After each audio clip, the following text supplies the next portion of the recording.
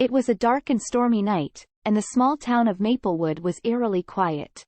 The only sound that could be heard was the distant rumble of thunder, and the occasional flash of lightning that lit up the sky. Amanda and her friends, Sarah and Josh, decided to explore the old abandoned house on the outskirts of town. They had heard rumors about strange happenings in the house, but they dismissed them as just ghost stories. As they approached the old house, they noticed that the front door was slightly ajar. They cautiously pushed it open and stepped inside. The air was thick with dust and the musty smell of neglect. As they made their way through the darkened hallways, they heard strange noises coming from the rooms around them. The creaking of old floorboards, the whispering of the wind, and the sound of something dragging across the floor. As they reached the top of the stairs, they saw a figure standing at the end of the hallway.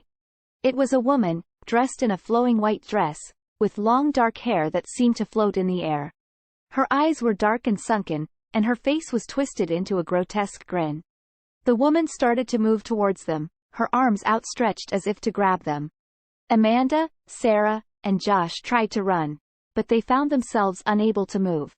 It was as if they were trapped in some sort of invisible force field.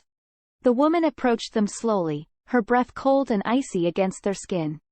As she got closer, they could see that her dress was stained with blood, and her hands were covered in scratches and bruises.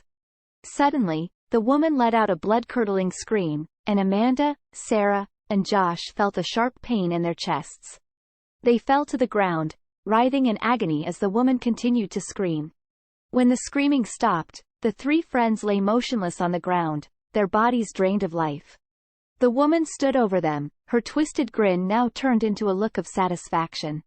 The old abandoned house in Maplewood remained empty and desolate, a constant reminder of the horrors that had occurred there. No one dared to enter the house again, and the townspeople avoided it at all costs, knowing that the woman in the white dress still roamed its halls, searching for her next victims.